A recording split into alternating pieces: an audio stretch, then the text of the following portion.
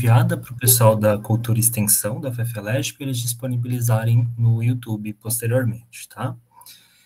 Deixa eu ver aqui. Bem, com relação aos certificados, também não precisa ser solicitado na FFLESH. A lista de presença ela é feita automaticamente aqui no Meet, o próprio Google Meet me envia um relatório, né, ao final de cada encontro. Quem tem mais de 75% de presença, ou seja, participou das 2 aulas, receberá automaticamente o certificado após alguns dias, né, após isso ser processado lá no Serviço de Cultura e Extensão. Tá bom? Não sei se todo mundo aqui estava presente no nosso último encontro, mas a proposta era que vocês fizessem um exercício que começou, uma prática de escrita, né, que começou ao final do nosso último encontro, e a ideia é que essa prática envolvia uma escrita um tanto caótica, né, com base numa uma série de estímulos de toda ordem, alguns textuais, alguns imagéticos, uma mistura disso tudo. São registros que passam por nós, né, no nosso cotidiano, em vários aspectos da nossa vida. E a segunda parte desse exercício, a ideia é que vocês fizessem, então, ao longo da semana, de alguma maneira, né? Não precisava ser algo totalmente acabado, né? Um trabalho de autocuradoria, que a gente chamou aqui. E eu queria perguntar para vocês se vocês fizeram em alguma medida e alguém se sente confortável em compartilhar com a gente. Lembrando sempre que estamos em processo aqui, é um laboratório, né? Então ninguém espera que seja o próximo Nobel, então fiquem à vontade. Não tem um texto certo, errado, bonito ou feio, só mais para a gente conhecer mesmo o que vocês fizeram. Alguém se anima?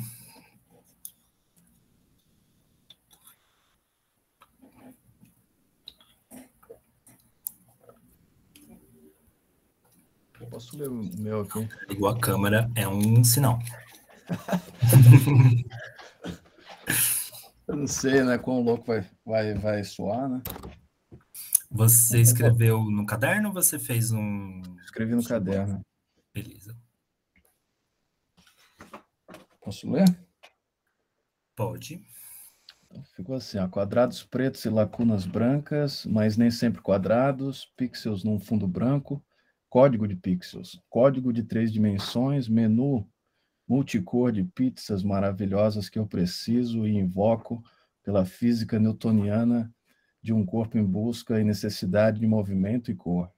Muitas cores, das cores da TV, do tubo de cores, do jogo minado, do campo minado com bombas e números coloridos, mas bombas sem cor, das bombas que explodem na Ucrânia, que explodem no Ocidente e no Oriente, bomba que cancela as células, que paralisa a mitocôndria e seus pequenos milagres, que paralisa a internet, que finalmente desliga os servidores e quebra o Infinity Scroll das redes sociais e das marcas. A única forma de acabar com os monopólios, bem como a vida. A mulher, o café da manhã, os memes, os sentimentos, os emojis, a apropriação, a busca pelo X da questão, a incógnita nunca descoberta, mas combativamente procurada. O horóscopo é a profecia, o plano do universo, a interferência construtiva e a interferência destrutiva, a morte do velho e a morte da criança. Aí um trecho aqui, o juízo final que cosméticos adiam, que a terra toda anuncia em seu portal, desamparo, os alquimistas, espíritos invisíveis e faixas pretas em karatê nos ajudarão a passar e a seguir, apesar de tudo, avatares e pintores, inteligência artificial e computadores. Não, talvez não os computadores. Devera os motoboys entregadores, que são todos santos e metafísicos, santos expeditos das causas justas, urgentes e nobres. atravessadores aranhas das múltiplas dimensões da realidade, habitantes sublimes do Fórum Hotel, engenheiros da genética da ervilha, ciência silenciosa, ciência diferente da do galo. Bacana, Alter. Alguém quer comentar o trabalho dele? Chamou alguma coisa a atenção? Pode ser no chat mesmo.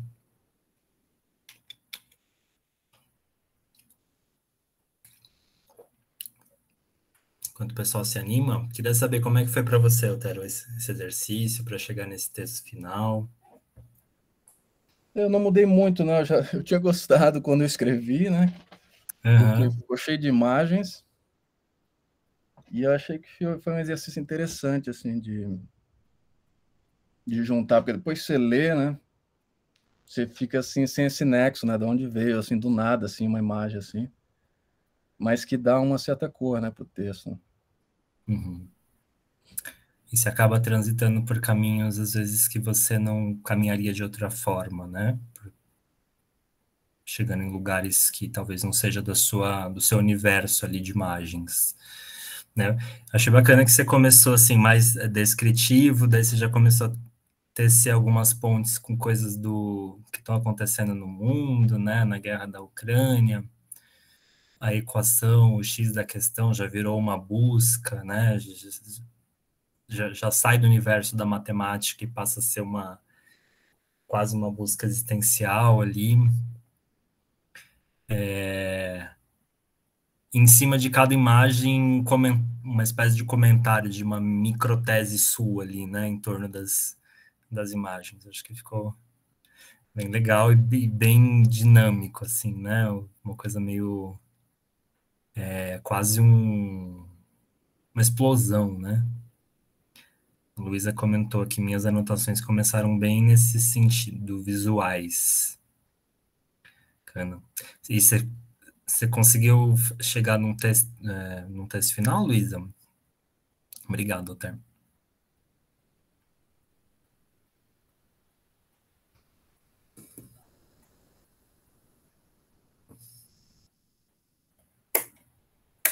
Mais alguém fez? Queira ler pra gente, ou compartilhar aqui no chat? De qualquer forma, não precisem.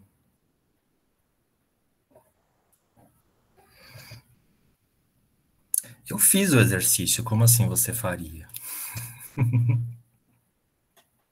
Mas eu quero ouvir de vocês antes.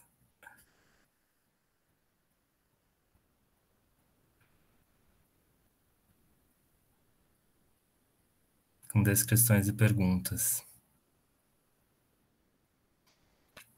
Quer ler pra gente, Luísa? A ideia é que seja oficina, pessoal, de troca mesmo. Não precisam ficar com vergonha.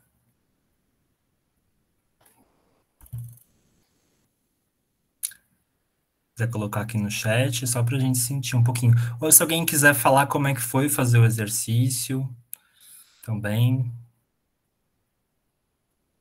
Bacana também.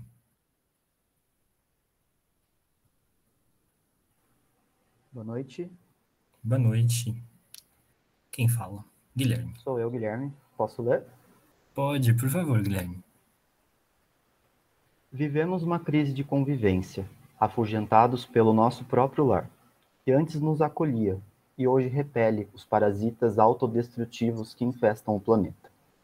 Tudo está mudando e continuamos a viver dia após dia, como se nada tivesse acontecido, distribuindo sorrisos quebrados e envelhecendo com esperança no amor, entre indivíduos singulares e ao mesmo tempo tão semelhantes em larga escala, com padrões e ruídos anulando a individualidade e extinguindo a originalidade.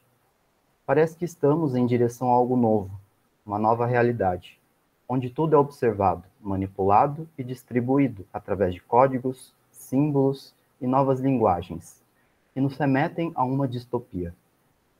Um campo minado de abstrações e distrações perversas, escravos de uma rede que um dia pode cair e sumir, nos levando para o abismo, dizimados pelo consumo e pelo próprio ego, merecedores do próprio destino.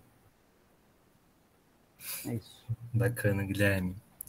Me soou uma espécie de ensaio, né, sobre esse mundo imagético, mundo de imagens contemporâneo, e você usou, né, traçando algumas imagens a gente consegue perceber, né, mas com uma reflexão sua. Imagino que essa reflexão surgiu depois, né? Pelo menos de uma maneira um pouco mais articulada. Como é que foi? Eu acredito que eu já tinha algumas ideias na cabeça e quando você foi passando as imagens, elas se juntaram com as imagens que você foi passando e eu escrevi na hora tudo no caderno, né? E depois eu passei para o Word, reorganizei as ideias ali, redistribuí, troquei algumas palavras, dei uma reestruturada, tirei algumas coisas e ficou assim. Legal. É isso que você falou, é bem interessante, de usar coisas que já estão na sua cabeça, né? Só que às vezes você nem sabia que estava na sua cabeça, porque você nunca expressou. E às vezes esses disparadores nos ajudam a dar voz a essas coisas que estão na nossa cabeça, de alguma maneira. E às vezes independe de que imagem aparece ali, isso vai aparecer porque está na gente, né? E a gente só dá forma por conta daquelas imagens, mas aquilo ia aparecer de um jeito ou de outro. Sim. Uma coisa legal, a proposta era usar esses elementos do mundo, desse mundo de imagens, né? Mas é um jeito bacana de produzir narrativa de um modo geral, né? Por exemplo, que essas imagens, escrever diante de imagens em fluxo de pessoas que você conheça, de um grupo de pessoas que você não gosta, de repente, ou de pessoas da sua família. Como é escrever vendo 20 segundos seu pai, 20 segundos sua mãe, 20 segundos sua tia. O que vai aparecer nesse texto, né?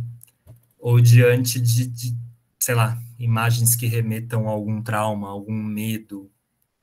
Então, coisas, como você disse, que estão dentro de você, articuladas e tendo uma desculpa para aparecer no papel, né? Que talvez se a gente fosse num momento com mais tranquilidade, sem grande pressa, sem provocações, né? Só com a folha em branco na nossa frente, essas coisas, a trava não deixaria sair, né? Bacana. Obrigado, Guilherme, pela leitura. Vou ler o que a Luísa compartilhou aqui. Quadrados binários, preto, branco. Além, só pela tela. Barra cor, barra organizada, mensagem de não. Número, cor, bomba, tempo rápido. Respira. Símbolos e cores, eu reconheço todos. Eu cedi espaço ou roubaram de mim? Foi bacana você ter colocado aqui textualmente, porque dá para perceber um trabalho com as palavras, né, visualmente mesmo, né, o uso da caixa alta, né, em bomba, em respiras, que eu acho que é um elemento gráfico interessante, a própria versificação, né, a maneira como você dispõe, que dá um tempo aqui, né, e tem essa coisa da reflexão, as perguntas que você faz, né, além, né, desses quadrados binário preto e branco, será que há, né, nesse mundo imagético, algo além do sim, do não, do binário, né? Que é bacana também. Legal, Luísa. Mais alguém? Quando a gente chegar em 5 de vocês lendo, eu compartilho o meu. Que nem nada demais.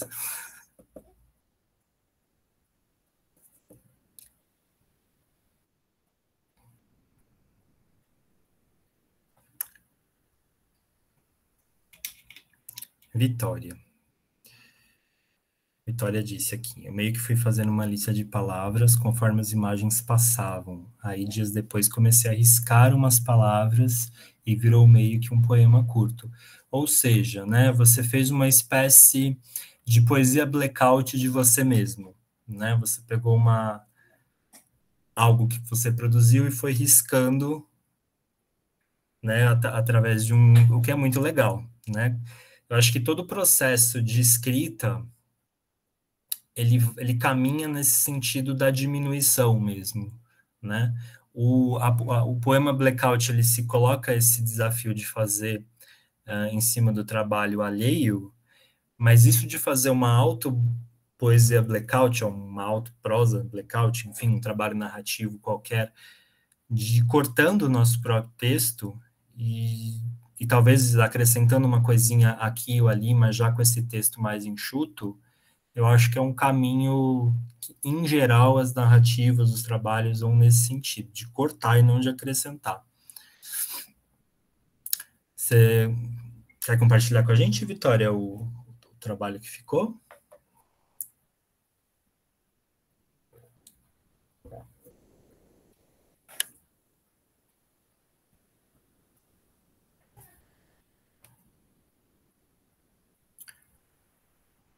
Vou procurar o meu aqui, vai.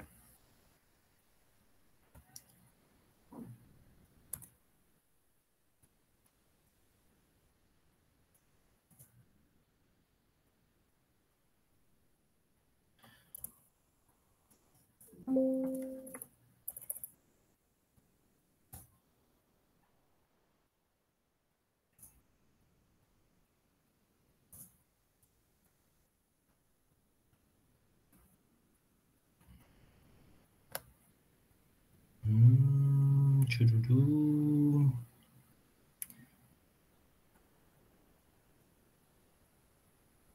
Ixi, peraí. Não sei se eu vou achar.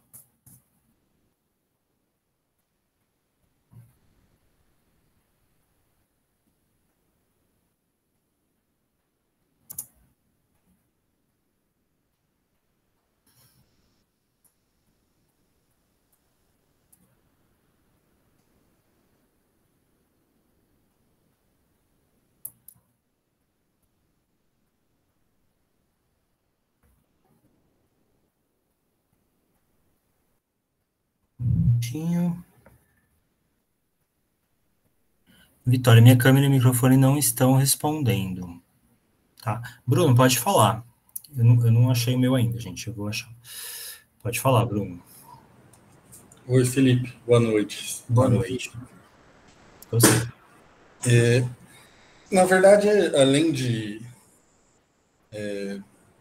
repente compartilhar, estava refletindo um pouco sobre o próprio, sei lá, os próprios conceitos que você passou na outra aula, e não sei se também tem relação com a atividade, mas o que eu percebi foi o seguinte, que ele funciona mais como de repente, ideias que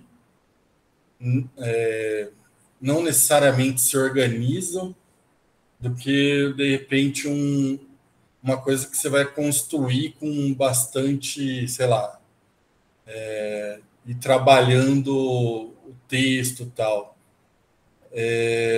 Aí até perguntei, né, se isso é uma questão, de repente, estética desse segmento, assim, né, desses autores que trabalham nesse sentido, se também tem uma questão estética, assim, de trabalhar com poucas alterações de texto, se é algo mais para um lado de literatura marginal mesmo, do que partir para, de repente, narrativas mais elaboradas e tal, mais, sei lá, mais barroquistas, né? Sei lá. Meio nesse sentido. Não sei se a pergunta faz sim, sentido. total. Bom, vamos lá, Sérgio. Sérgio não, Bruno. Vamos ver se eu entendi também, né?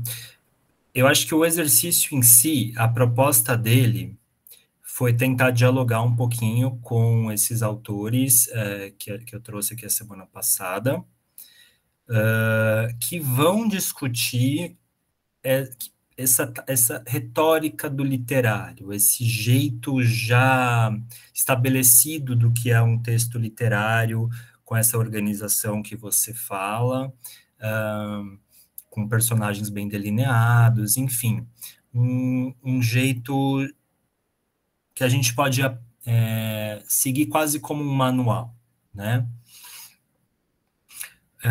O César Aira, que é um dos autores que eu trouxe, ele vai ser até um pouco mais enfático, né? Ele vai dizer que algo que você faz seguindo um molde, essa ideia de algo bem acabado, que precisa ser recebido como alguma coisa que a gente entenda de primeira, bonita. O nome disso não é arte, é artesanato, né? Que é algo que precisa ser recebido como algo bom e bonito para ser vendido, né? A arte justamente vai buscar causar um pouquinho, vai buscar ter um certo estranhamento, buscar uma linguagem que vai fazer tremer a linguagem já estabelecida, né? Então vai buscar um pouco dessa desorganização para que a organização final seja buscada, sim, seja buscado algum entendimento, mas que esse entendimento final não se dê por uma linha reta, se dê por um labirinto, que a gente chegue nesse final claro, mas passando por uma série de caminhos possíveis para se chegar nesse final. Então, essa escrita desorganizada vai sim na tentativa desses autores de se produzir uma linguagem menos reconhecível, menos organizada, para usar o termo que você usa. De todo modo, esse exercício ele pode ser utilizado sim numa escrita mais convencional, né? Para a gente conseguir, num primeiro momento, buscar referências que vão além da nossa zona confortável, assim, do nosso universo imagético, e que a gente, pressionado para escrever, para não tirar, né, esse lápis do papel, caneta do papel, enfim, recorra a coisas que a gente tem vergonha até de escrever, que a gente acha feio, sabe? Que, em geral, o que a gente acha bonito de escrever e de compartilhar, meio que todo mundo acha também. Talvez o que mais interessante a gente tenha para contribuir seja o que a gente, a princípio, fique até meio envergonhado de dizer, né? O que não significa que isso precisa ser publicado depois, né? Porque não necessariamente a gente precisa chegar. Mas o fato de, num primeiro momento, naquele momento, talvez só nós e o papel, se aquilo saia de alguma maneira, mesmo que a gente dê uma pasteurizada depois na hora de publicar, é interessante até para a gente se conhecer. Mesmo que o resultado final desse texto seja um texto mais organizado, né? Não sei se eu te respondo, Bruno. Não, responde sim, Felipe. É que eu percebi que realmente, claro, isso vai depender de autor para autor, né, de pesquisador, né, para pesquisador tal, dentro dos que você apresentou, mas que, tipo, percebi algo em comum, assim, entre eles, né, que é já mais esse lado marginal, mas não necessariamente que tenha a ver com a proposta, né, da tarefa, assim, que realmente dá para buscar outras soluções, né? Sim. E para, de repente, realmente instigar um espírito artístico, né, de nós, né? Então, Sim. é interessante. Isso se dá, como você disse, né? Varia muito de autor para autor. Alguns são mais radicais e vão, por exemplo, ter uma literatura ou, enfim, uma produção artística que muito mais interessada em se provocar um debate do que ser lida, que é o caso do Goldsmith, né? Que é coisa só do deslocamento de um texto de um lugar para o outro, sem que aquilo seja analisado, nossa, que produção artística, mas aquilo incomoda de alguma maneira e vai produzir um debate em torno do que é a arte, em torno do objeto livre, enfim, uma série de debates que ele vai engendrar a partir disso. E outros autores que vão para uma escrita mais convencional, às vezes usando um elemento ou outro no trabalho com a linguagem, às vezes valendo-se de algum nível de apropriacionismo, mas criando em cima disso também, que eu até acho mais interessante, né? Porque tem uma criação em cima. E outros autores vão, talvez, num jeito muito convencional do uso da linguagem, mas vão se destacar, talvez, na maneira de abordar determinado assunto, né? Não tanto na forma, mas na maneira que se aborda determinado assunto.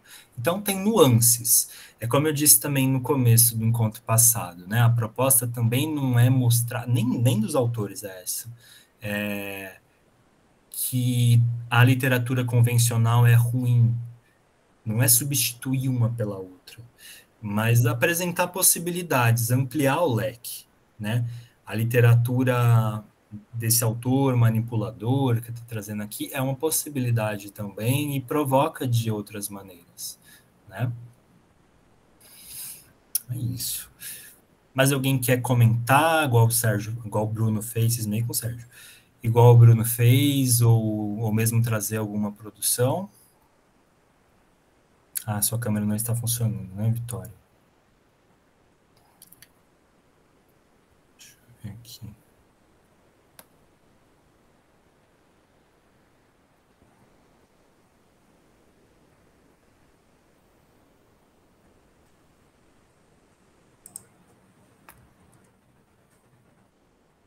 Ouço um som. Vou enviar o meu. Ok, Júlia. Vai enviar por onde? Por aqui mesmo no chat?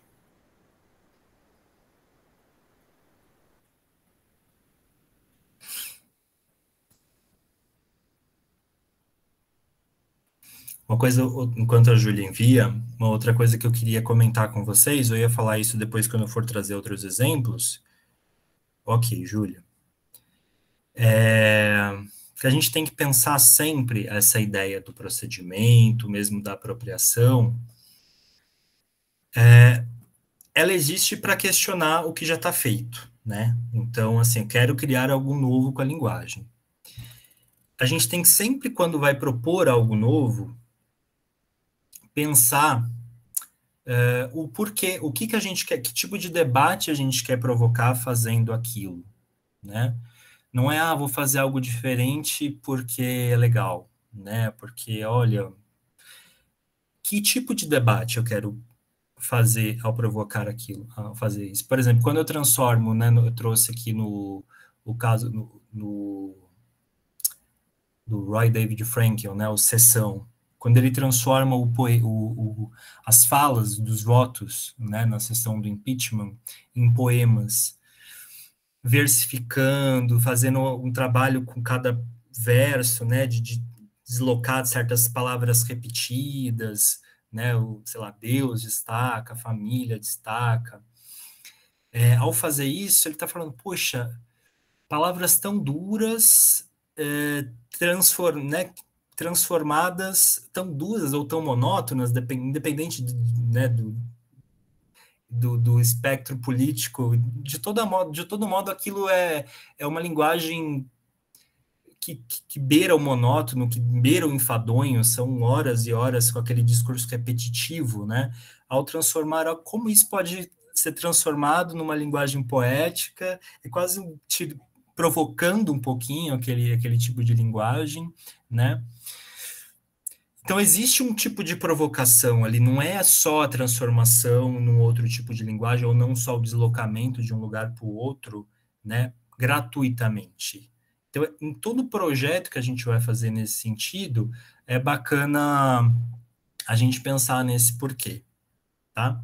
Eu não achei aqui, eu vou perder muito tempo procurando o texto que eu fiz com base nesse exercício, mas já que você perguntou de como eu faria, eu vou falar um pouco da experiência do meu segundo livro, que chama Curriculum Vitae, que ele trabalha com apropriacionismo um pouco, né? Porque eu parto das 50 perguntas mais frequentes, segundo a revista Exame,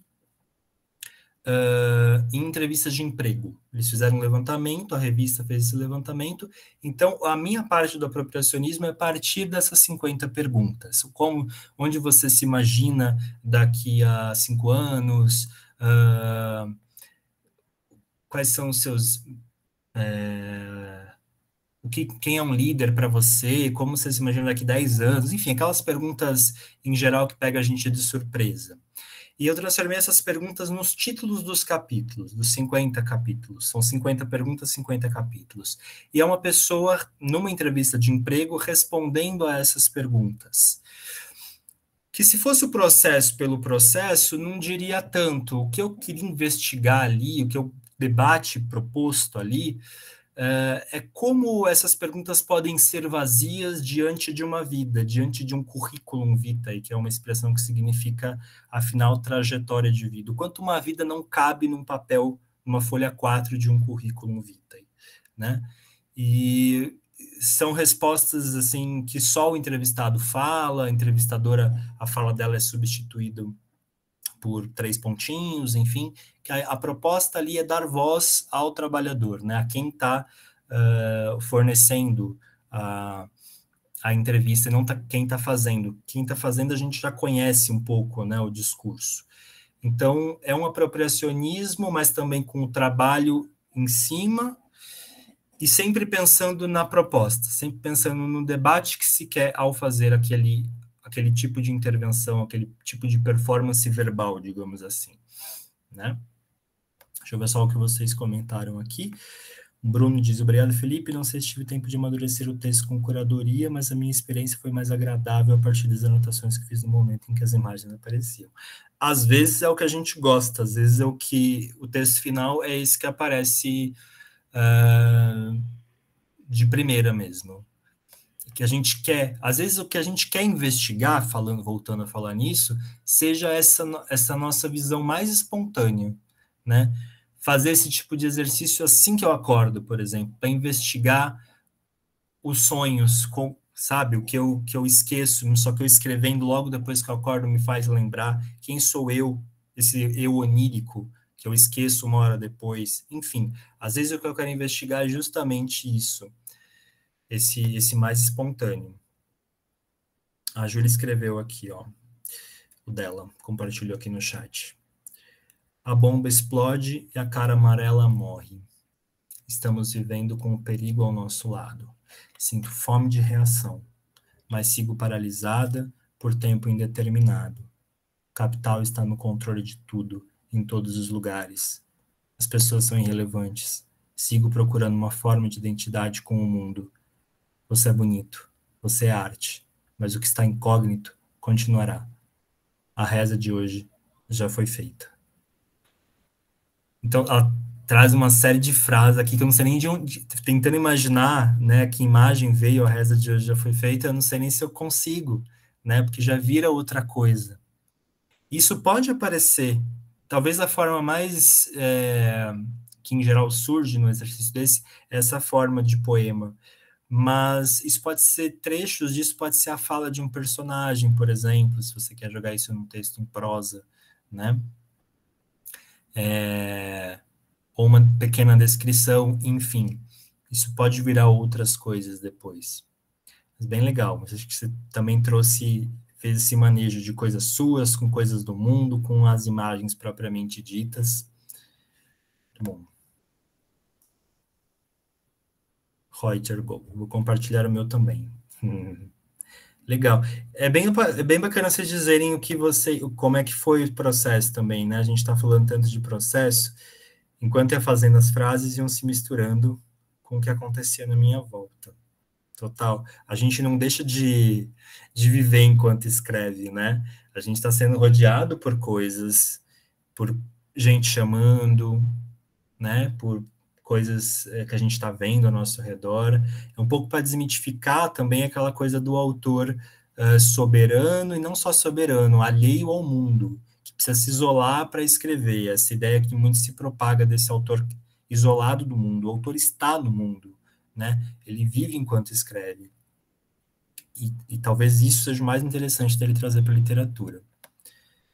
O Reiter colocou aqui, ó, quadrados indecifrável, labirinto de tecnologia, fome, sabores, opções, labirinto de escolhas, a célula, um pequeno planeta, labirinto genético, confusão, escrita neorrupestre, enviar, direcionamentos astrais, compartilhar, um frame, cosméticos, comprar, entrega rápida, não perca tempo, ligar, causa urgente, um santo, rezar, amém.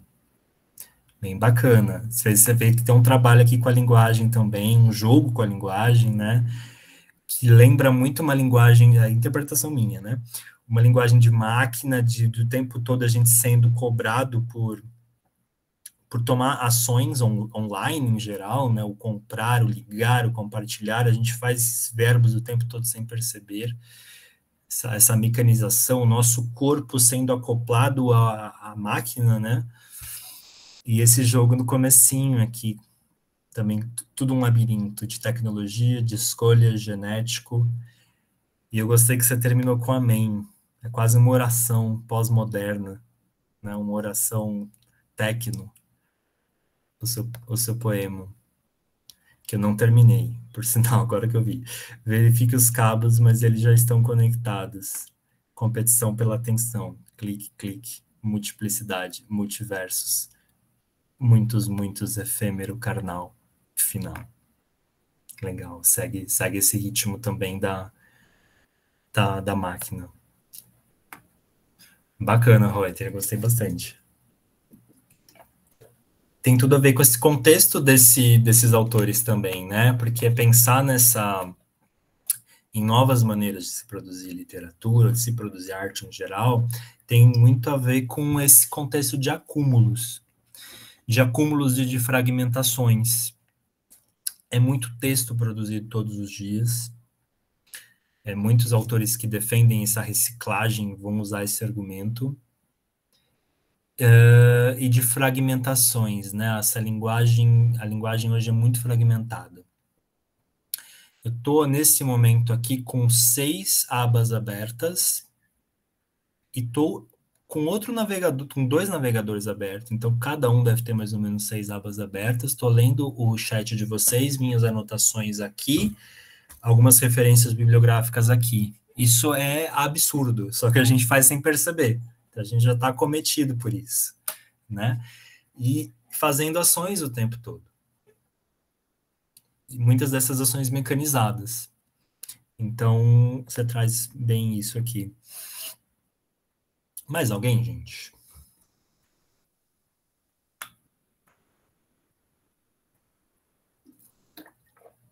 Tá um calor danado, por isso que eu tô bebendo água a cada 2 minutos. Coragem, pessoal. É sempre legal trocar, ouvir. Se alguém quiser falar dos colegas, também pode falar. Se alguém quiser fazer algum comentário sobre a parte teórica, né, que a gente conversou pouco na aula passada também, fiquem à vontade. Acho bem legal também.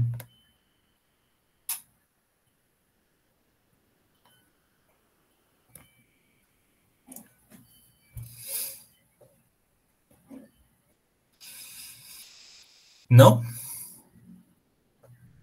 Então, vamos fazer o seguinte. Se alguém quiser ainda, fiquem à vontade. Sim. Vou mandar. Bruno, mande. Vou falando enquanto isso. Enquanto o Bruno manda, então a ideia, eu vou trazer, conforme eu prometi, mais alguns exemplos que eu falei, eu trouxe apenas alguns na outra aula, né? Eu acho bacana a gente trabalhar com exemplos, né? Não ficar só na teoria, né? E exemplos que envolvem outras artes ou o diálogo da literatura com outras artes, do texto escrito com outras artes.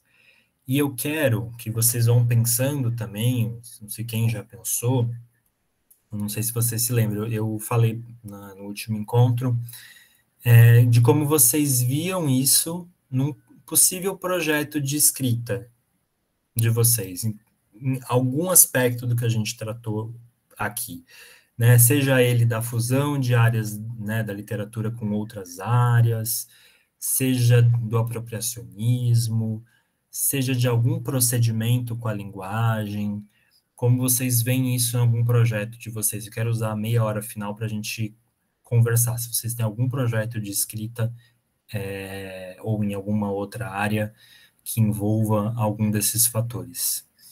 Tá bom? Bruno, você vai mandar aqui no chat mesmo?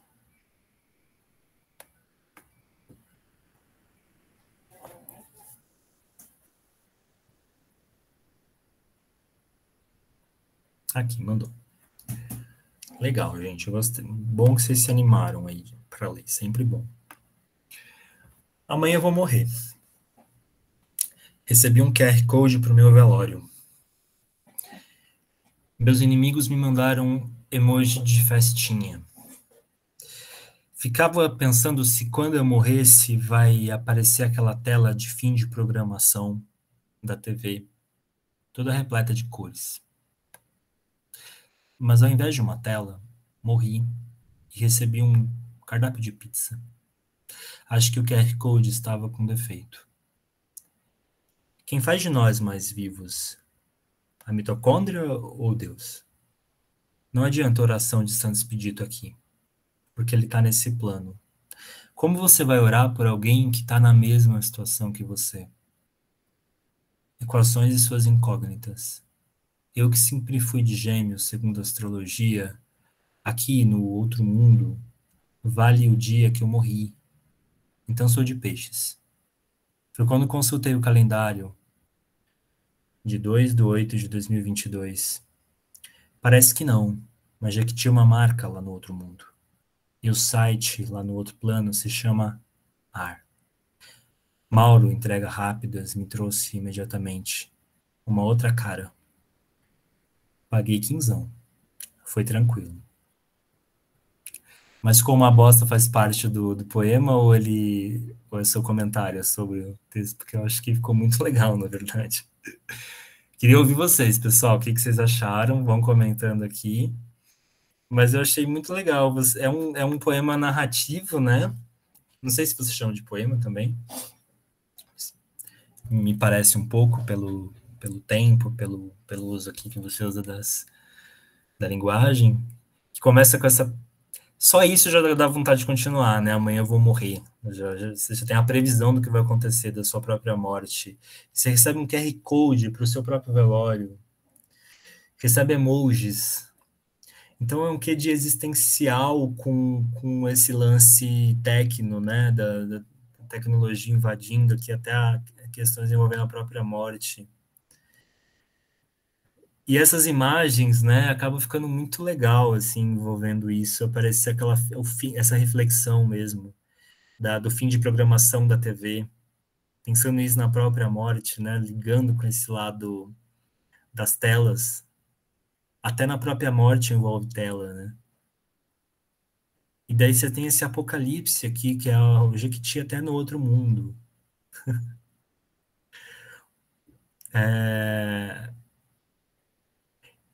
Essa outra, uma espécie de microtese também, essas pequenas coisas que dá um sabor também, né? O horóscopo, quando a gente morre, passa a ser a data da nossa morte. Eu achei bem legal isso aqui.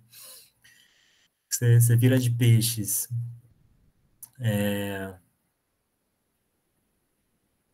O site Terra lá no outro plano se chama Ar. E tem um desfecho, né? Quase poderia ser um conto, né? Ou um poema narrativo, enfim. Ah, faz parte, sim, mas ficou uma bosta. Legal, o pessoal gostou. Reuter. Quem são vocês? Até agora eu gostei de todos os textos. Pois é, né? Vimos aqui que temos uma porção de escritoras e escritores, todos aí com vergonha, mas estão se soltando ainda bem, porque tá muito legal. Diga, Bruno. Peço perdão aí, Felipe, pelos erros gramaticais, né? Eu acabei fazendo como a colega, perdi o nome, mas eu fiz um pequeno blackout aqui, que eu tinha anotado algumas coisas, né? E daí eu peguei algumas partes que eu achei mais interessantes do que eu tinha notado e fiz uma junção, né? Uma colagem, digamos, né? Legal. E eu trabalho mais com prosa, né? Então, às vezes eu fico... Já escrevi poesia também, mas eu acho que eu tenho mais intimidade com prosa. Então, tudo que eu vou escrever, de repente, de parte poética, acaba ficando com essa pegada meio crônica, assim, né? Então, já é meio que uma característica minha.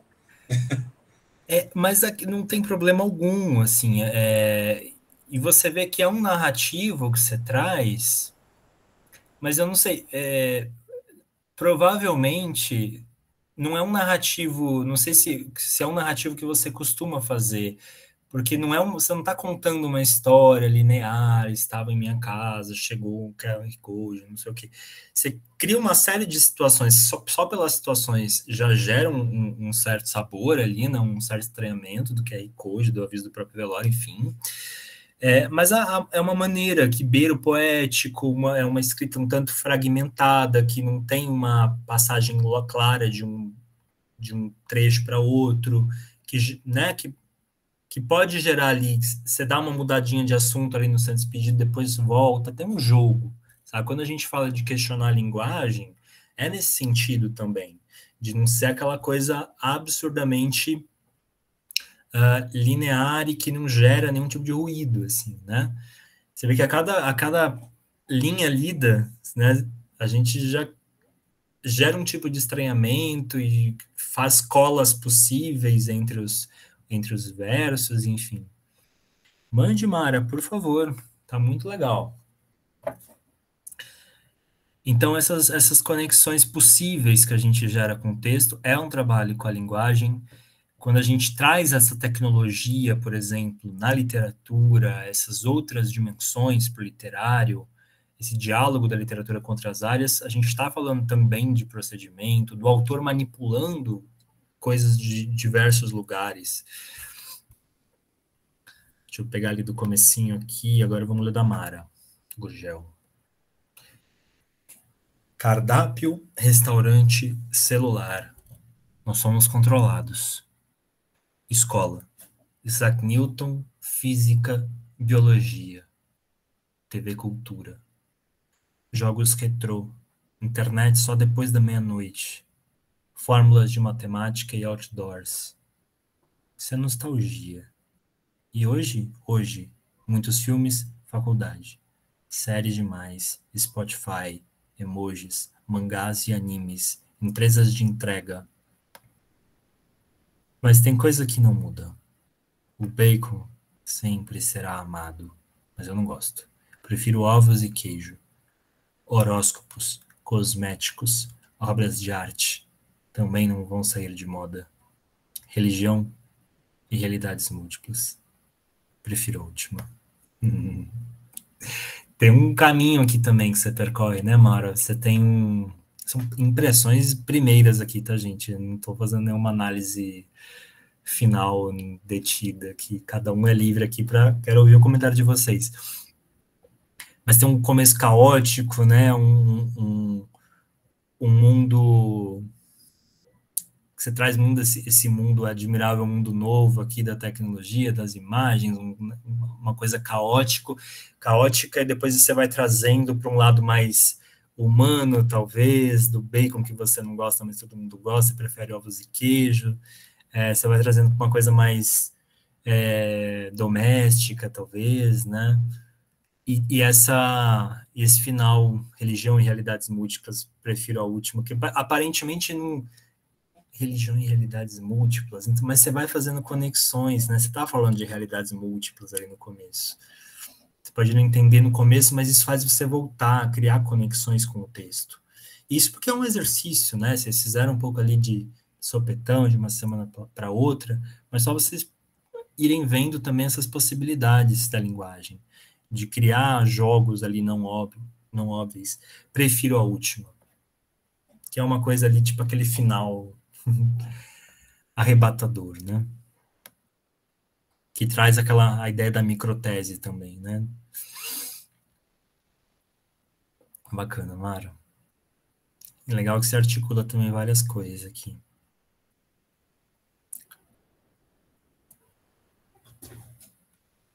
Bacana. Mais alguém?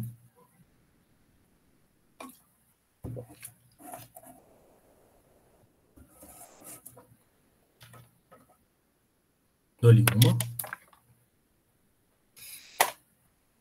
Dou-lhe duas. Dou-lhe três. Não? Bom, enquanto eu for falando, gente, se vocês se animarem, quiserem colocar aqui, depois eu olho, tá? Mas, de toda forma, vão pensando no projeto para a gente conversar mais para o final. Queria trazer novamente, vou compartilhar minha tela. Podem me interromper, fiquem à vontade.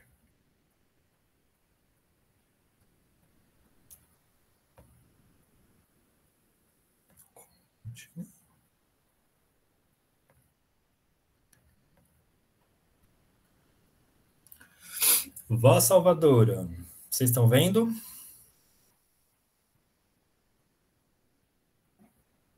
Sim. Opa, obrigado. Então vamos lá. Nos exemplos que eu trouxe hoje aqui, eu vou começar daquilo, né, daquele apropriacionismo mais estanque, né, coisa mais dos autores que não falam, que é mais a questão do debate do que do trabalho com o texto apropriado, e a gente vai passando para casos um pouco mais híbridos, tá? Então, o primeiro, não sei se vocês conhecem, leram ou já ouviram falar, provavelmente, do Aleph, que é um livro, é um conto, na verdade, né? Tem o nome do livro e o nome do conto do Borges, argentino. E o senhor Pablo Cachadjan, que eu não sei se é assim que fala, mas enfim, ele se apropriou do livro do conto, o Aleph, em espanhol, né? E fez o Aleph engordado. Ele não mudou a estrutura original do conto, mas foi adicionando adjetivos, pequenas reflexões e tudo mais. O começo aqui para vocês verem, que está em espanhol, mas importa menos entender o que está escrito para vocês verem o tipo de interferência que ele faz, né? É só o comecinho. Vocês vejam, é o mesmo trecho de um e de outro. O que eu destaquei em vermelho são as adições que ele faz. Então, no começo ele coloca lá, o Borges, né? La candente mañana de febrero. O Pablo já vai dizer, la candente e húmeda mañana de febrero, em que Beatriz Viterbo murió, em que Beatriz Viterbo finalmente murió. Depois de uma imperiosa agonia, texto de cima, né? Depois, o de baixo, depois de uma imperiosa e extensa agonia que não se rebarrou ni um solo instante, ele acrescentou, ni al sentimentalismo ni al mito. E ele acrescenta, ni tampouco ao abandono e à indiferença. Então, são pequenos trechos ou adjetivos, não vou ler tudo, mas só para vocês entenderem um pouco o mecanismo. Pequenos comentários, alguns adjetivos. O Aleph original tem, se não me engano, 4.000 palavras, ele acrescentou 5.600, então ficou com mais que o dobro do original, né?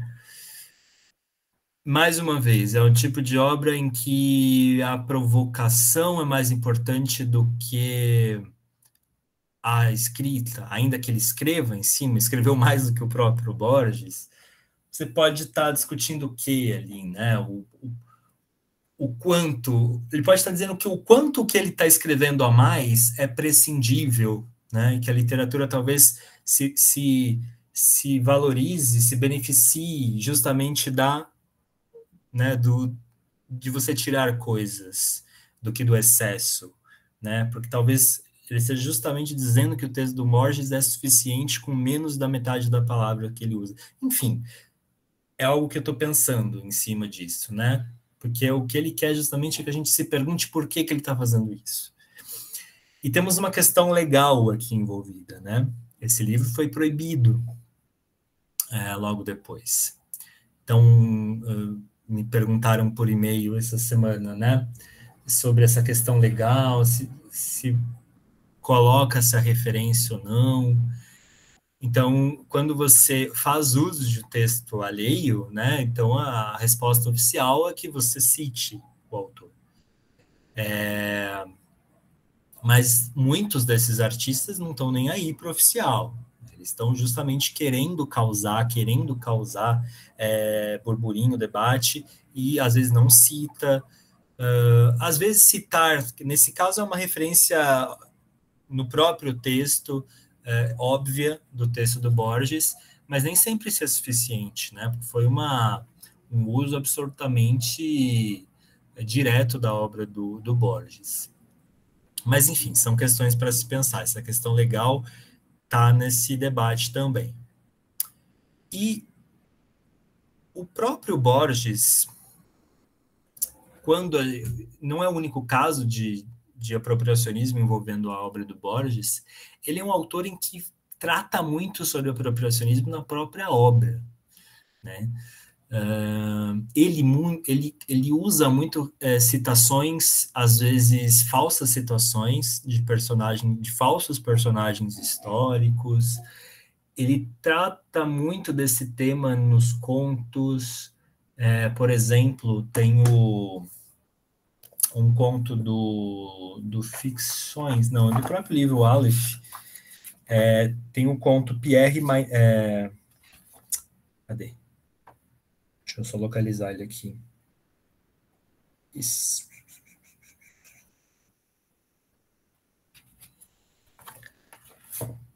Não é esse, é no Ficções. Ele tem um conto chamado Pierre Menard, autor de Quixote.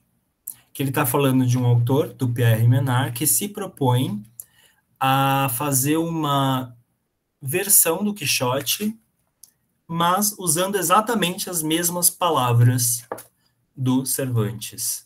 Ou seja, ele quer copiar o Don Quixote, só que ele fala isso com outras palavras.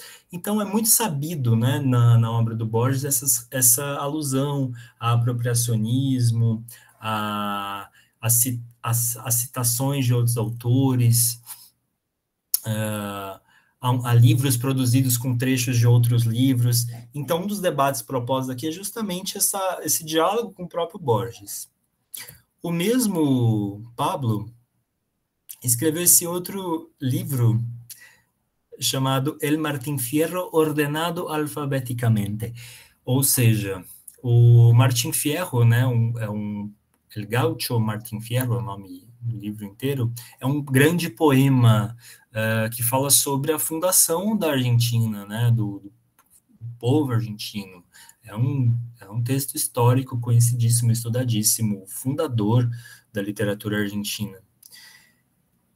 E ele pegou os versos do poema e colocou em ordem alfabética. No começo, por exemplo. E o livro é isso. E ele está propondo aqui, provavelmente, possibilidades de outras leituras, né? Dá para ter outras leituras? Provavelmente sim, né? Teria que ler com calma e provavelmente fazer novas conexões. Então, aqui é a andar com los avestruces, a andar declamando sueldos, a ajudar-lhe a los peones a bailar um pericón, enfim, fica um outro poema, certamente.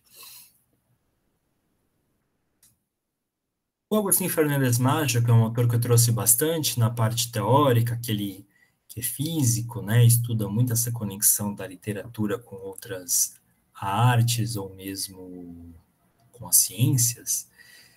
Ele fez um trabalho parecido, só que não foi exatamente de apropriação. O Borges tem um livro chamado O Fazedor, né, El Hacedor, e ele escreveu esse El Hacedor de Borges, ele cita no título, esse é o título, remake. Então ele se propõe a fazer um remake, ele pega o procedimento do Borges, que é de fazer pequenas narrativas, pequenos poemas intercalados, enfim, e faz numa versão século XXI, acho que é de 2000 11, não me lembro ao certo, com temáticas mais contemporâneas. Então, uma releitura, um remake. Mas também foi proibido de circular, enfim, a Alfaguara retirou, antes que se desenrolasse o processo, não deixou nem se desenrolar, a própria Alfaguara tirou o livro de circulação. Você vê que o Borges é bastante querido, né? Ou não. No caso do Agostinho Fernandes Maggi, ele já falou diversas vezes que o Borges é uma grande influência para ele. Mas justamente pelo Borges trabalhar tanto isso, né, na obra dele, esse tipo de diálogo acontece. É um pouquinho diferente, entra mais na questão da literatura blackout, né? O Jonathan Safran Foer, ele vai partir de um livro do Bruno Schulz, que é o Street of Crocodiles. Em vez de fazer o engordado, ele faz o emagrecido, né? Então ele recorta mesmo. Imagine o trampo de se editar um livro desse, né? O tipo de material que se deve fazer, que se tem, né? Para que isso fique bom. E só que tem um detalhe a mais, né? Não é só um blackout, porque ele tira o que ele, né? Ele deixa apenas algumas partes do texto visíveis, mas ele mantém esse formato de página sobre página. Então, o texto conversa com o recorte da página de baixo, quando você abre ele assim. E isso pode permitir possíveis outras leituras, dependendo de quem lê, de conexões possíveis, né? Então, tem a questão do blackout, mas tem esse jogo também com o próprio formato do livro aí, né? Tem uma questão interessante nesse livro que, assim, pela própria dificuldade, custo, né? Ele tem tiragens muito pequenas, é feito por encomenda, o que aproxima muito a objetos de artes plásticas, em que você tem uma tiragem pequena também, né? Que às vezes você tem até numerado. Então, você tem essa aproximação aí da literatura com outros campos, né? A gente pode até se perguntar, isso aí é uma obra visual, é uma obra literária? Então, esse debate se coloca também. Aí o livro aberto para vocês verem mais detalhes. Né? Parece até que a folha é um pouco mais grossa, até para dar conta, né, do manuseio. Nets, da Jen Bervin, não sei bem como fala. Ela vai fazer também um trabalho de blackout no texto do Shakespeare. Só que tem também uma outra sutileza aí, que ela deixa por baixo, numa cor mais clara, num preto, um tom de cinza mais claro, o texto original. Então, o texto novo vale pelo texto novo só, quem quiser ler só o texto novo, mas cria-se um diálogo com o texto antigo. Então, você pode ler o texto novo como uma espécie de resposta ao texto antigo, né? Eu já vi trabalhos nesse sentido, eu citei, por exemplo, na última aula, que fizeram, por exemplo, um blackout na Constituição, em certas passagens na Constituição Federal. E o texto novo produzido, às vezes, dialogava com aquela lei, falava um pouco a opinião sobre aquela lei, usando as palavras da própria lei. O que é bem interessante. Há trabalhos em blackout, por exemplo, que as pessoas colocam, fazem desenhos, pintam, em vez de só pintar de preto, pinta colorido de modo a formar algum desenho que talvez dialogue também com o poema. Dá para você fazer não necessariamente uma ordem direta dessas palavras, né? Você não precisa ler do começo ao fim, mas tem gente que faz flechas indicando uma outra ordem de leitura. Enfim, existem trabalhos interessantes nesse sentido. Alguém levantou a mão? Não, só para dizer que eu acho interessante a forma que ela referencia ali, né? Ela coloca o nome dela junto com o Shakespeare, e aí sabe que a parte cinza é do Shakespeare e a parte preta é dela. Ah, é verdade. Né, ela pega o Neds e nos sonetos ali, né? Ela faz o blackout na própria referência. Bem observado. Vamos lá. Agora, voltando aqui para o Brasil, Leonardo Villaforte, que eu já recomendo novamente o trabalho teórico dele sobre tudo isso que a gente está falando, o escrever sem escrever. E ele também faz isso enquanto artista, né? Esse trabalho, Mensagens, é bem interessante, é de uma era pré-WhatsApp, que ele, quando a forma mais comum de comunicação instantânea, assim, né, era pelo SMS, que é um serviço pago, né? Então, já havia, só por ser pago, havia uma certa contenção também, não era tanta mensagem quanto é hoje. Mas ele teve um celular, um Samsung, por um ano, exatamente por um ano, e depois trocou por um smartphone, enfim, onde ele passou a usar o WhatsApp, enfim, outros aplicativos de conversa, mas ele quis deixar essas conversas que ele teve por SMS registradas de alguma forma, e que isso também desse conta de que fosse percebido o volume dessas conversas.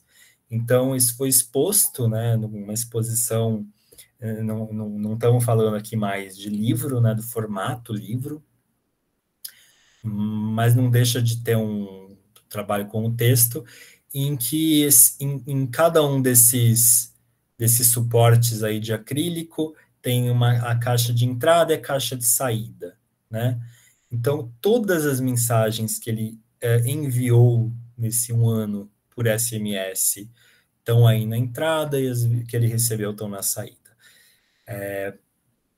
Para a gente ver um pouquinho desse volume, do tipo de mensagem, e porque no suporte do celular, às vezes a gente não tem também essa dimensão do tanto de coisas que a gente escreve e lê todo dia, né? Se fosse o WhatsApp, certamente não caberia nesse suporte, porque a gente também recorreu a outros, saiu um pouquinho mais fortemente do que no SMS, do recurso estritamente verbal, né? A gente foi muito por imagético, para os GIFs, enfim, as figurinhas, tudo isso ajudando a pontuar o texto ali, né? Os emojis ajudam muito a pontuar o texto, a dar o tom daquele texto. E por outro lado, a gente está caminhando muito para o áudio, né? Então talvez isso faça com que diminua um pouco também esse volume, pensando aqui, né? Então aqui dá para ver um pouquinho o tipo das mensagens, aquela coisa bem marcada, nos encontramos lá, tiramos qualquer ingresso, enfim, o tipo de material que aquela coisa que você folheia, que você vai dar uma olhada, não é para ser lido. A ideia, o conceito é mais importante do que o texto.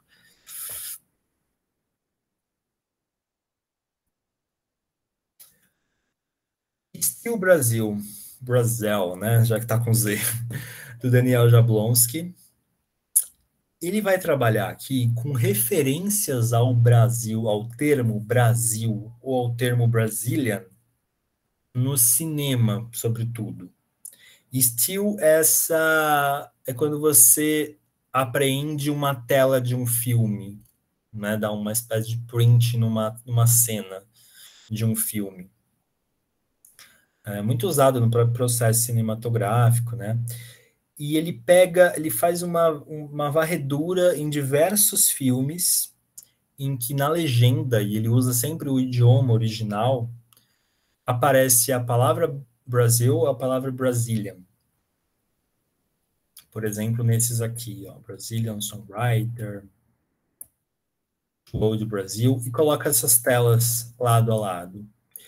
E uma das coisas que ele observa depois, né, dando uma entrevista, o que ele consegue visualizar com isso, nessa maneira mais clara, é um pouco do estereótipo do brasileiro. São filmes que, em geral, não estão falando do Brasil. O assunto não é o Brasil, mas o Brasil acaba surgindo em pontos um pouco como um exemplo de determinado comportamento que supostamente existiria no Brasil, que é típico do brasileiro. Enfim, é um tipo de trabalho que quer ver um pouco essa imagem do Brasil no mundo através do cinema. E conclui que é uma imagem muitas vezes estereotipada, às vezes da pior maneira.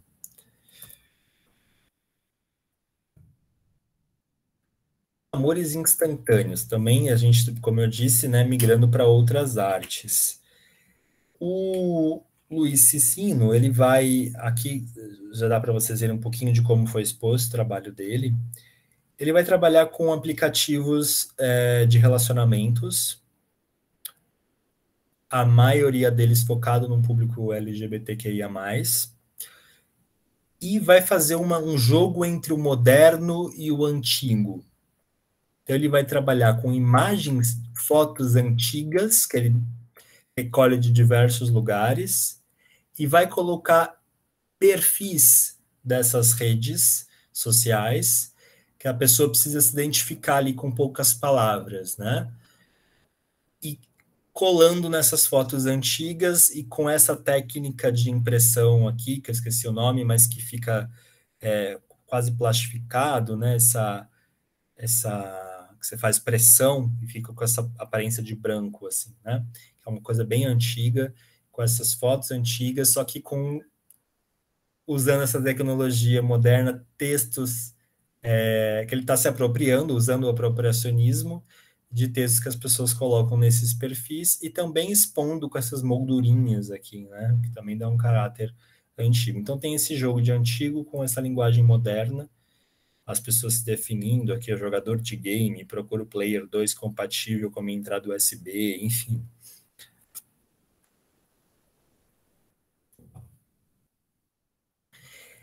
E esse trabalho eu acho interessantíssimo, deve ter dado um trampo danado, que é o The Clock.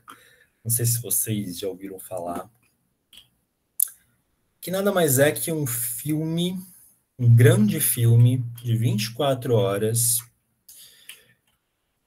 em que cada minuto do dia, por exemplo, meia-noite, meia-noite 1, é uma referência de algum momento em que essa hora, esse minuto, apareceu em algum filme. Então, pensa nesse trabalho de curadoria que foi feito, na quantidade incalculável de filmes que precisou serem vistos para colocar flashes que duravam exatamente 1 minuto de quando aquela hora apareceu no filme. Né? Então, por exemplo, tem 4 cenas aqui que eu selecionei. Pode ser tanto visual, como um relógio aparecendo, quanto uma menção, algum personagem falando, nossa, já são 3h16, e essa cena aparece por 1 minuto.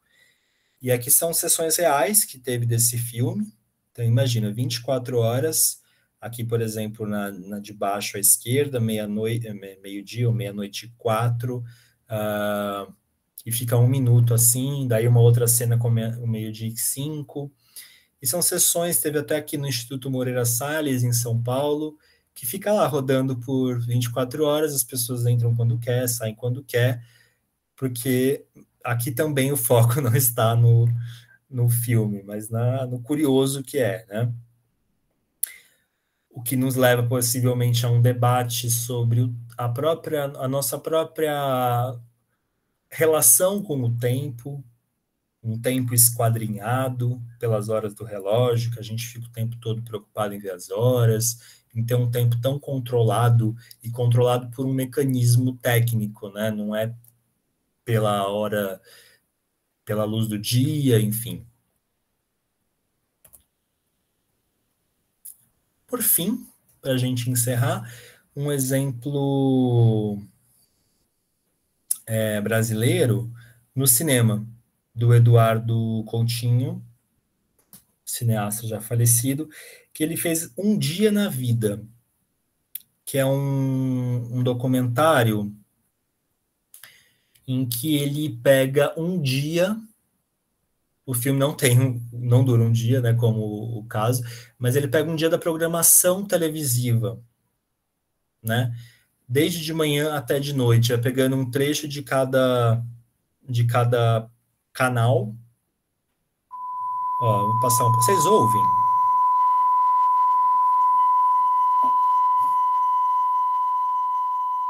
Sim? Sim. Vou passar só uns pedacinhos para vocês verem. Então só fica faltando a forma interrogativa. Prestem muita atenção, porque esse vai ser o nosso público. Mas vocês têm, eu não sei não. Quase você fisgou, me pegou e eu enganado. Todo brasileiro precisa saber para onde vai o dinheiro dos... Da C&A, 4 peças, você só paga 3 e ainda concorre. Bom dia! Vamos ver que nota eu vou tirar. Aí é assim, olha só. Pinturas e os grandes. Nath, tá bom? Olha que beleza, né? Ai, doutor, obrigada. Eu inventei essa peça, por favor, usar sotinho de noite. Então isso é sotinho de noite. Para dormir, por exemplo. Para dormir, tem que usar. segura aí do lado. Então não tem nada de trás. Estamos com a Célia, que tem um testemunho maravilhoso sobre o cálcio ósseo Defin. Célia, tudo bem? Tudo. Vamos lá? Vamos lá. A Gi é como qualquer uma de nós, né? Tem uma barriguinha que ficou de gravidez, né, Gi? Deus apresenta o programa Posso Crer no Amanhã? Com o que Jesus já acabou. Já aquele que tinha o poder da morte a saber o diabo, Catarzel, Jesus o destruiu. Frente aos caixas. Olha só, ele obriga a funcionária a abrir a gaveta, Wagner, e faz uma limpeza geral em todas as gavetas. Olha.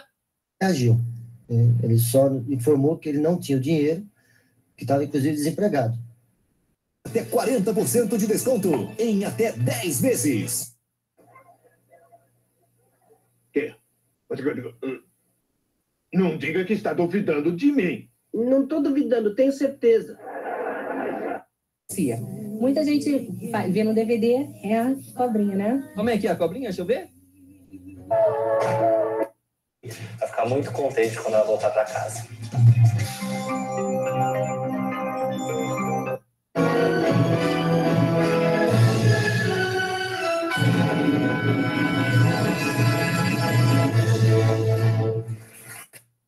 Você vai cozinhar o caranguejo pra gente? Vamos cozinhar o caranguejo pra vocês comerem. Então tá, vamos. Vocês tiveram o prazer de pegar. A gente vai tomar banho.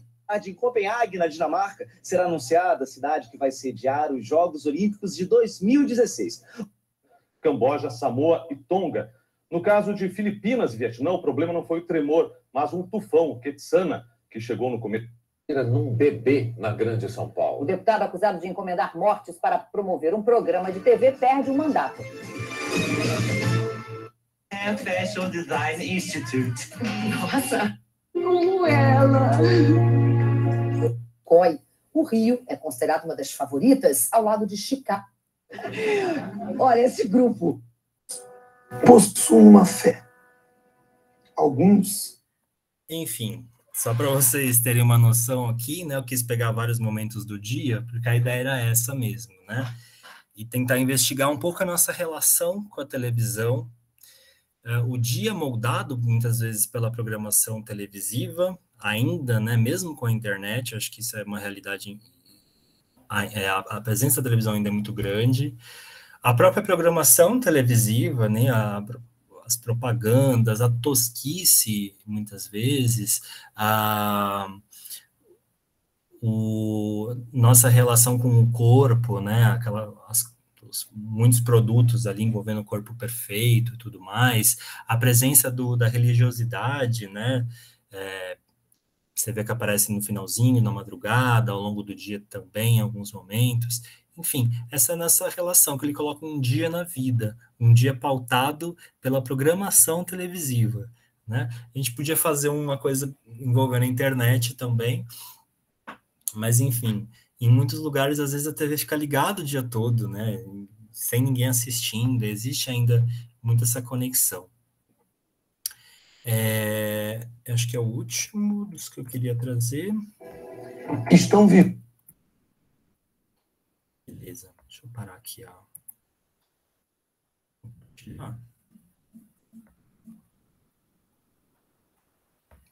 Prontinho. Esse filme tá disponível, tá, gente, no YouTube, se vocês quiserem dar uma olhada. Deixa eu ver como se alguém tem comentário. Múltipla Escolha, do Alejandro Zambra. Sim, bem lembrado. Para quem não conhece, é um livro todo baseado num vestibular, né, no sistema de vestibular do Chile, em que a narrativa é formada justamente pela leitura dessas questões, do enunciado dessas questões, das respostas dadas a essas questões. É uma grande prova mesmo, né, um vestibular com poder narrativo, e ele vai se dando na leitura dessa prova, com uma multiplicidade imensa de possibilidades. Bem lembrado. Mas vamos lá, pessoal. Queria que vocês comentassem um pouco os trabalhos que eu apresentei e que, se vocês têm ideias de trabalhos de vocês, se vocês pensarem em alguma coisa. Sem medo de ser feliz, sem vergonha, podem, só para a gente colocar para o mundo aí. Eu queria falar que eu não sabia, né, de tudo isso. Não, né? Não tô te ouvindo, Alterno, não sei se você já... Não tá me ouvindo, não? Tá me ouvindo agora? Teste.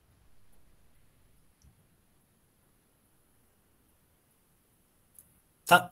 Alô? Ué, será que só eu que não tô ouvindo? Peraí.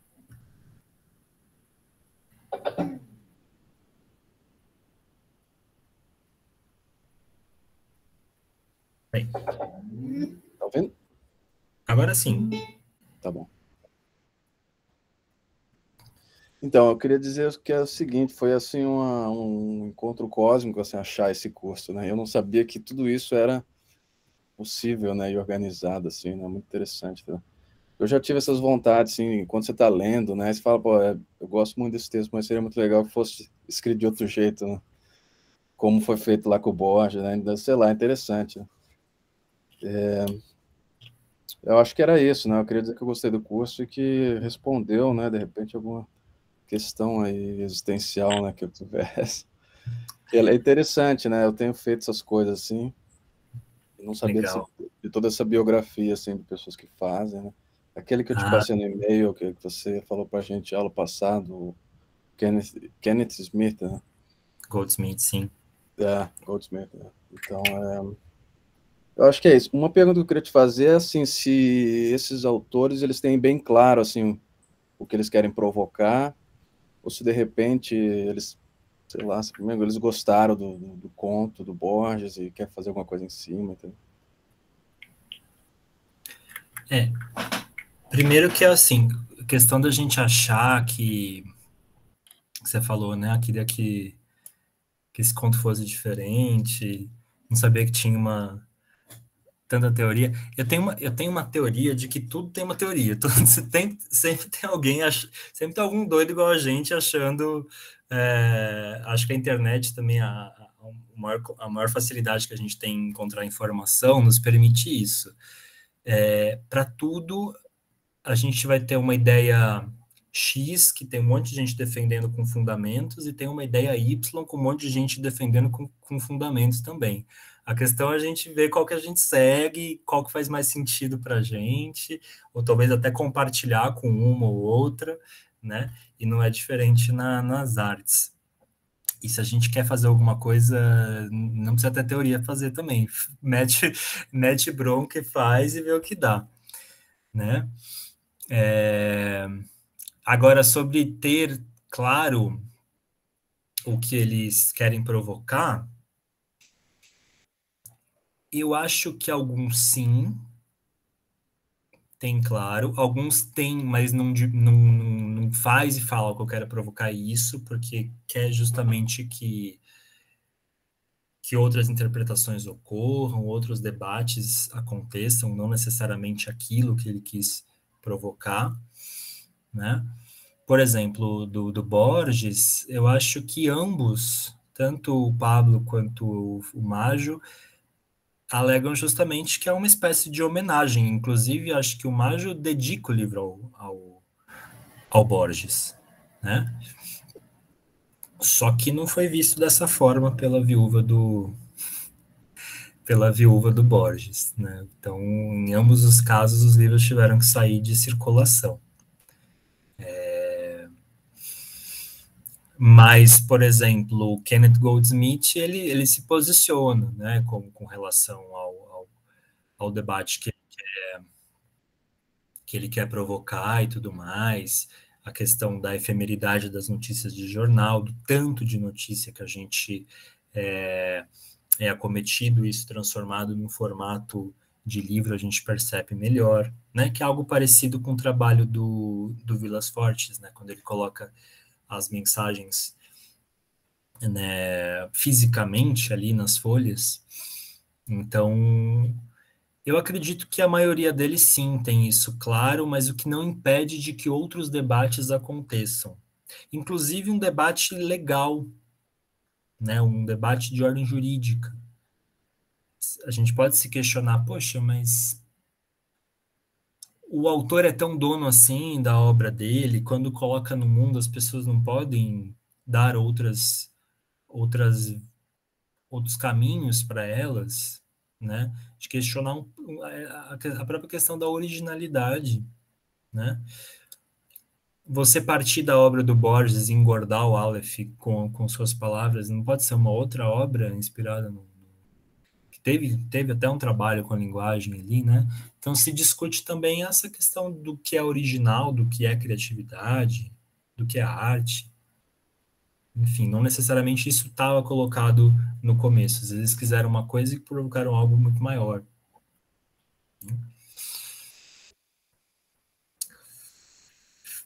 Isso me lembrou até uma proposta que veio aí de reescrever Machado de Assis, né? Deixar ele mais simplificado. Acho que em 2017, talvez 2016. Foi meio polêmico. O procedimento às vezes se confundem, né? Mas não necessariamente eles têm o mesmo objetivo, né? Por exemplo, existem livros, os recontos ou as adaptações, justamente para esse teor didático, né? Apesar de ter um procedimento parecido, quem fez uma adaptação de um livro do Machado ou de uma obra clássica não teve essa intenção artística, tem talvez uma intenção didática daquele livro chegar a um público maior, né? Apesar de na prática ser a mesma coisa. Ver se alguém falou mais alguma coisa. Aqui a Luísa tinha perguntado. Pode-se dizer que utilizar um acontecimento real para ser base de uma obra é apropriacionismo? Uma notícia de jornal, por exemplo? Pode sim, Luísa.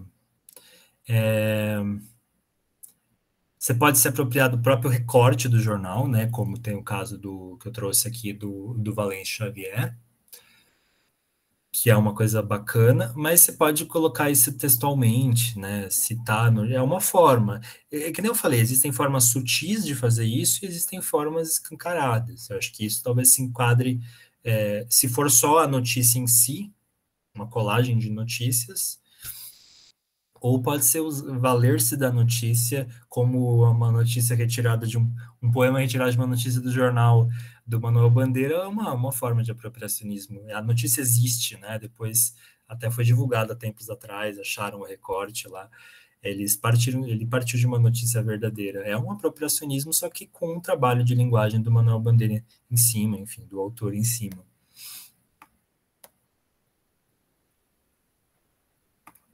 O que mais, pessoal? Esse tempinho aqui eu pensei bem livre de vocês ou fazerem perguntas, ou falar algum elemento que chamou atenção, ou, de repente, trazer uma ideia de projeto de vocês mesmo. Fiquem à vontade.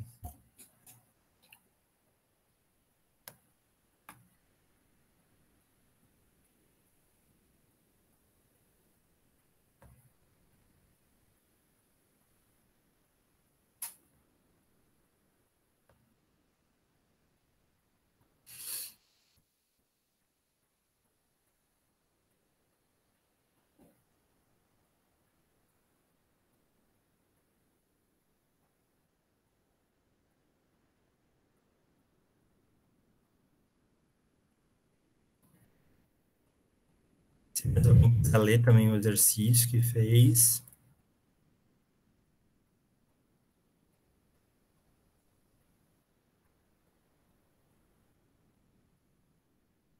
Pode colocar no chat também, fiquem à vontade. Peraí.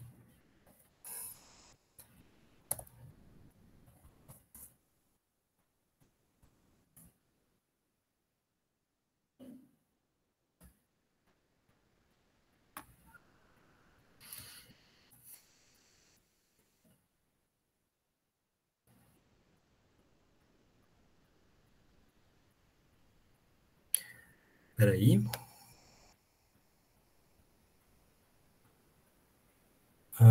Guilherme. O que está acontecendo com a interação das pessoas com a inteligência artificial hoje em dia pode ser chamado de apropriacionismo também? É um apropriacionismo mútuo, onde a máquina se apropria ao receber dados do humano, transforma naquilo que foi proposto, e ao mesmo tempo o humano se apropria do resultado final, finalizando ou mesmo utilizando na íntegra. Você está falando das inteligências artificiais que estão produzindo textos, né? Imagino que seja isso. Peraí que você... Nesse caso, quem seria o autor? Aquele que propõe o projeto para a máquina e transmite os dados à máquina que se apropria dos dados. Eu acho que essa pergunta é super pertinente a esse tema. Inclusive, no Japão tem muito concurso literário, né? E pela primeira vez, eu não sei que ano foi, faz alguns anos já, uma inteligência artificial foi finalista, e são concursos anônimos, né? Você só analisa o texto, você não sabe quem escreveu. Então é uma doideira.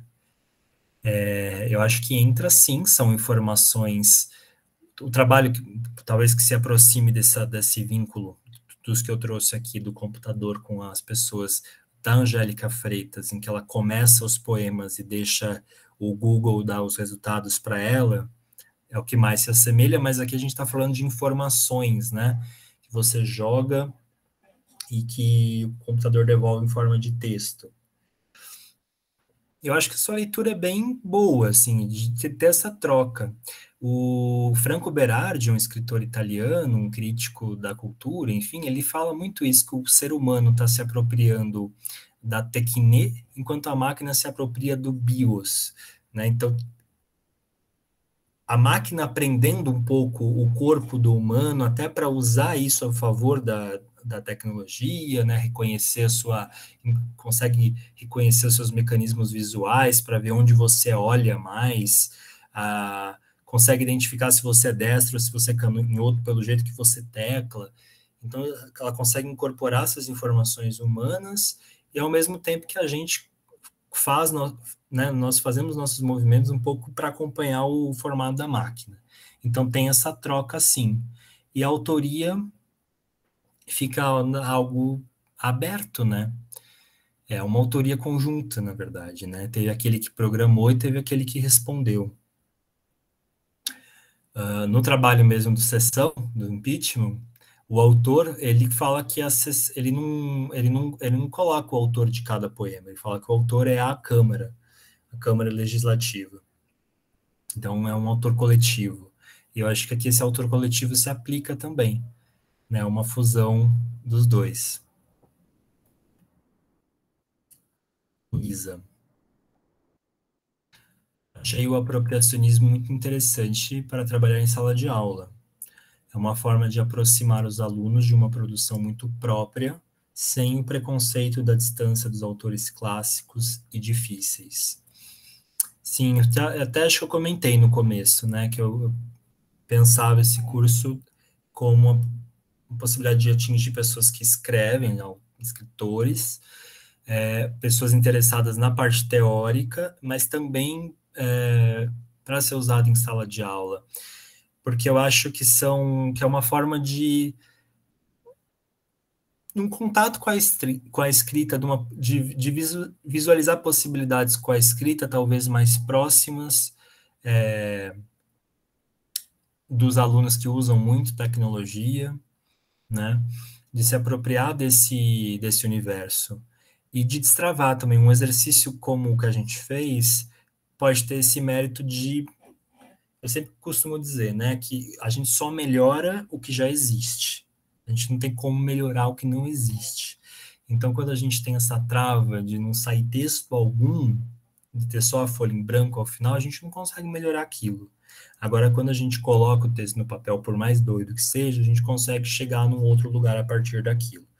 Né? Então, para autores que em geral falam, eu não gosto de escrever, para autores, né, para alunos, que falam, eu não gosto de escrever, não sai nada, não sei o quê, trabalhar alguns desses elementos eu acho que pode ser interessante, sim.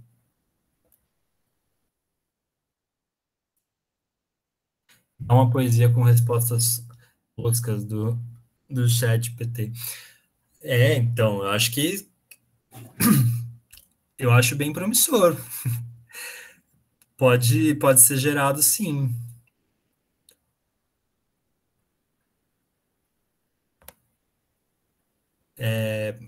Continuando, gera o resultado quem desenvolveu a máquina. A continuação da pergunta anterior, né? Não consegui pegar o nome. Felipe, poderia, por favor, escrever o nome desse teórico italiano? Sim. Franco Berardi, também conhecido como Bifo. Não é só sobre isso, mas é sobre as novas relações do homem na pós-modernidade. Chama... Caramba, como que chama? Ele vai falar que o século XX foi um século muito esperançoso com relação ao futuro, né? Chama Depois do Futuro o livro.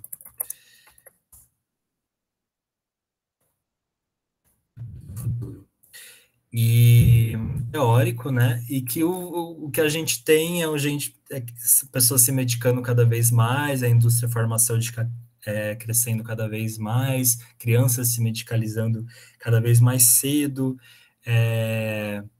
Ele fala muito dos hikikomori, que são jovens japoneses que passam, às vezes, dias inteiros sem sair de casa, sem sair do quarto, e ficam nessa conexão só com tecnologia, só com contatos virtuais. Então, ele vai tratar um pouco sobre isso. Um outro livro bem interessante sobre essa temática, dessa relação do homem com a tecnologia, é dessa mesma coleção da Ubu, a coleção Exit, é o 24/7.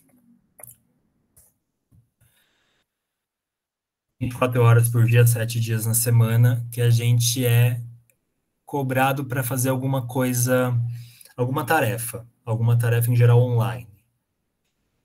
Então, inclusive na hora de dormir, que é o último reduto da tecnologia, do capitalismo, na verdade, que seria nessa fase informacional do capitalismo, né? Que seria o período noturno em que as pessoas dormem. Existem projetos até de grandes projetos de iluminar a Terra 24 horas por dia, com holofotes gigantes e tudo mais, para que as pessoas durmam cada vez menos.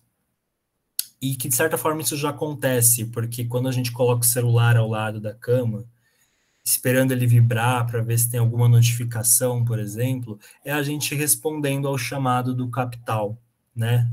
Até mesmo de madrugada, para essas promoções que existem só de madrugada, em sites de venda, né? Justamente para você ficar acordado e para aproveitar, para o capitalismo aproveitar o dia inteiro do indivíduo.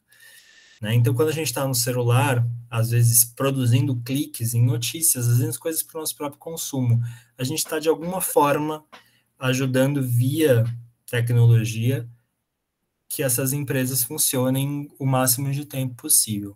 É do Jonathan Prairie. Esses livros são bem interessantes para entender esse contexto que a gente estava falando, de fragmentações. Né? Ele vai falar que o nosso tempo é fragmentado. Ele vai falar que os trabalhadores dessa fase do capitalismo são são trabalhadores que têm esse tempo fragmentado, que ele não trabalha, ele não tem 8 horas por dia no trabalho, mas ele tem células de tempo, né? Então, por exemplo, um entregador de comida, ele fica lá parado até que alguém chama. Isso pode acontecer, às vezes ele precisa ficar à disposição, sei lá, 18 horas por dia para dar o suficiente para ele de ser um ganho ideal para aquele dia. Então, é um tempo fragmentado, um espaço fragmentado, né, que às vezes se reduz aqui à tela do computador, que tem as suas vantagens, né? Estamos cada um aqui em um lugar do país conversando ao mesmo tempo, até fora do país. Tem gente, né, do Equador aqui, que eu sei, né, Juan? E esses tempos são unidos de alguma forma. Então, e o espaço também, né? Então, é uma fragmentação do tempo, do espaço. Então, essas obras vão falar sobre isso.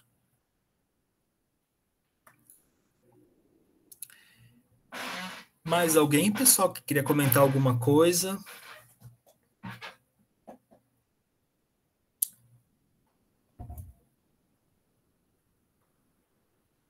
Não sei se vocês escrevem aqui ou se vieram mais por outros interesses.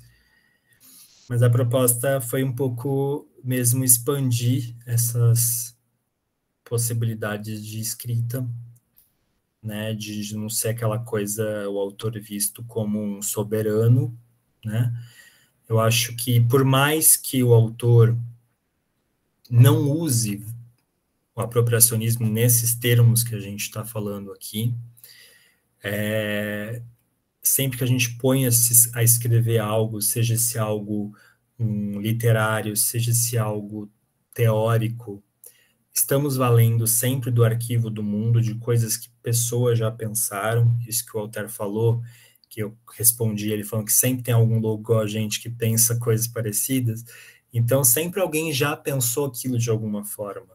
E não é porque essa pessoa já pensou que você não vai pensar também, e ao fazer aquilo, não necessariamente você está copiando, você pode, né, se conectar com aquele tipo com aquela escrita e criar algo novo a partir daí, ou algo que dialogue e que acrescente um cantinho a mais no que já foi dito, né? Isso é um pouco do princípio de uma tese de doutorado, por exemplo, de uma pesquisa científica. Às vezes a gente se vale de uma série de autores, convoca vários autores, com citação de vários deles, articula eles de uma maneira diferente para avançar um tantinho a ciência ou aquela área do conhecimento. Isso vale para a literatura também. O que esses autores querem trazer é um pouco disso. O Maggio, ele fala isso, né? Que isso é bem aceito na ciência e nas artes não tanto, na literatura menos ainda. Que a gente possa se valer de obras já existentes para fazer avançar um pouquinho a linguagem literária ou aquela área do conhecimento com o qual a gente dialoga na literatura. Né? Então, o propósito foi um pouquinho esse. Espero que vocês tenham aproveitado de alguma maneira. Estou aberto ainda para vocês, se vocês quiserem colocar alguma coisa. Senão a gente pode encerrar por aqui também.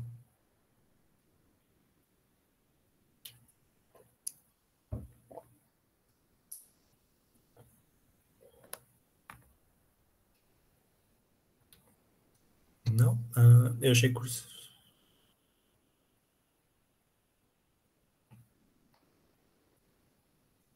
Eu achei que o curso seria mais sobre autores que manipulam leitores com informações... entendi. Manipulação nesse sentido, né? Por exemplo, muitos dizem que autores de autoajuda só escrevem para ganhar dinheiro, etc. Entendi. Manipulação da maneira... da maneira pérfida, né, de manipular as mentes das pessoas. Não, é mais no sentido de manipular informações já existentes. O autor como curador, né, podemos dizer.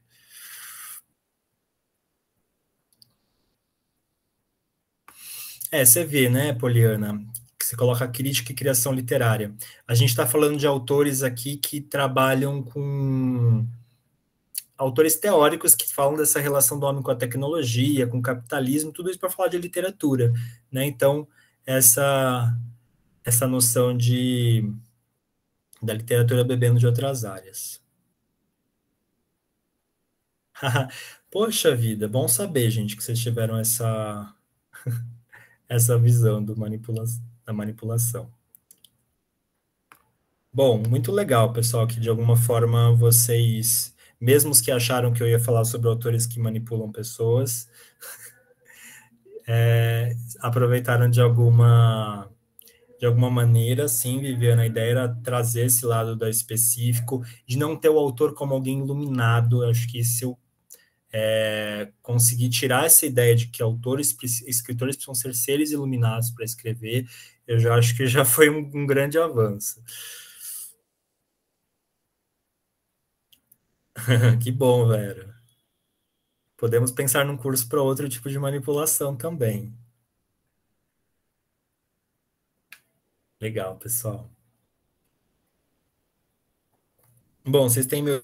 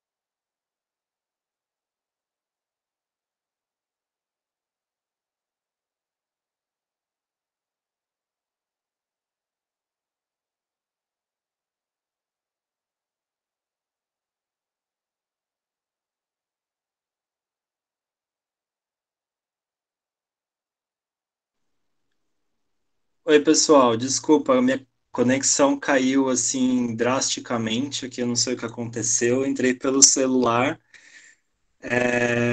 mas só queria então agradecer e se alguém quiser entrar em contato por e-mail, fiquem à vontade, pedir alguma bibliografia, alguma ideia que teve, tá bom? A gente pode ficar em contato. Eu agradeço, então.